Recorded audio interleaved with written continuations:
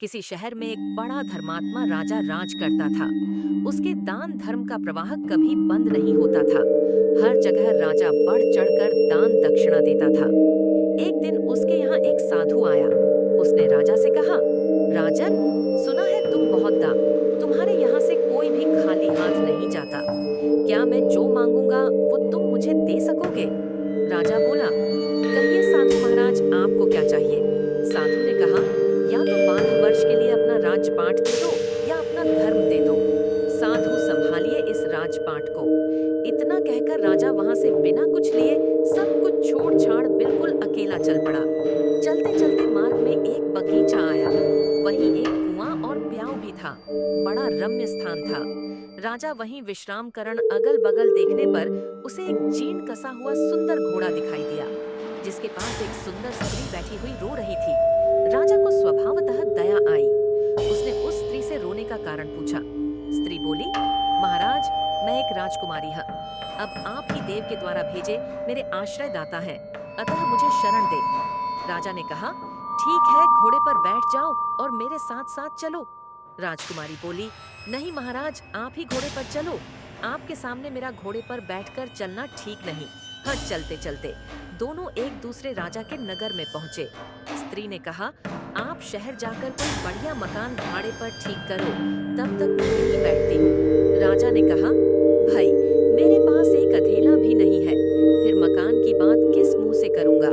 और उन्हें वहां छोड़कर बाहर से घोड़े और उस स्त्री के लिए भोजन सामग्री ले आया। राजकुमारी ने भोजन तैयार किया और राजा से भोजन करने को कहा। राजा ने कहा, अरे आप भी तो भोजन करो। उसने कहा, नहीं महाराज, पहले आप भोजन कर लें। आज दूसरे दिन उस स्त्री ने कहा, राजन, आपको अधिक कष्ट होता है काम करने में, क्यों ना एक नौकर रख लो? राजा बोला, भाई, मेरे पास तो एक अधेला भी नहीं है और तुम मुझसे राजाओं किसी बात कर रही हो। स्त्री ने कहा, राजन, आप असमंजस में न राजा गया और एक नौकर ले आया। कुछ दिनों के बाद उस स्त्री ने कहा, राजन, मन बहलाने के लिए कभी कभी यहाँ के राजा की कचहरी में चले जाया करो और वहाँ की कुछ बातें सुन लिया करो। अब राजा रोज कचहरी जाने लगा। उस नगर का राजा ये समझ आपस में आखिर उस राजा के संबंध में बातचीत की। वह किसी का कोई संबंधी तो था ही नहीं। उनको बड़ा कौतूहल हुआ। दूसरे दिन राजा ने उससे परिचय मांगा। उसने अपनी सारी बात बता दी। उसकी धर्म प्रियता देख राजा ने उसका बड़ा स्वागत किया। उसने कहा, ठीक है, आप भी राजा को सारे परिकर, परिषद तथा नगर को भी निवता दे आइए। वह पहले तो हिचकिचाया, पर उसके प्रभाव तथा आग्रह को देखकर राजा उस स्त्री की बात मान गया।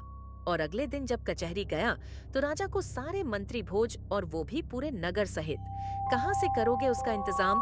खैर, बोले जाओ, ठीक है, मन मानी करो, मित्र ही तो हो।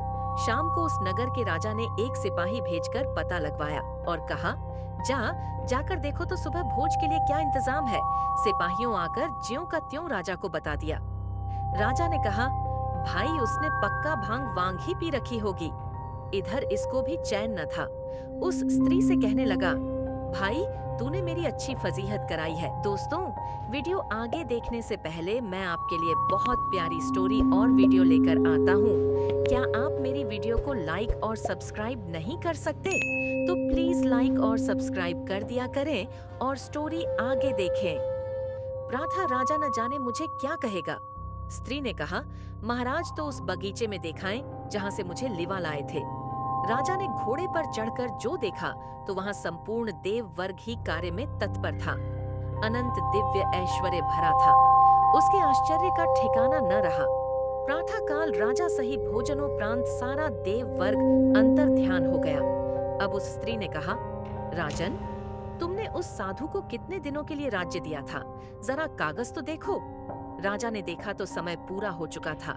स्त्री बोली, तो अब आप भी अपने राज्य देवी, तुम्हें छोड़कर तुम्हें एक कदम भी न जाऊंगा। स्त्री बोली, राजन, तुम मुझे क्या समझ रहे हो? मैं तुम्हारी स्त्री नहीं हूँ, मैं तो तुम्हारा धर्म हूँ। जब तुमने मुझे नहीं छोड़ा तो मैंने भी तुम्हें नहीं छोड़ा। वह कभी पराजित नहीं होता। धर्म से व्यक्ति न केवल भौतिक सफलता प्राप्त करता है, बल्कि जीवन की गहराई और सत्य को भी समझता है। धर्म के बिना जीवन अधूरा और अराजक हो सकता है, लेकिन धर्म के साथ व्यक्ति हर चुनौती को पार कर सकता है।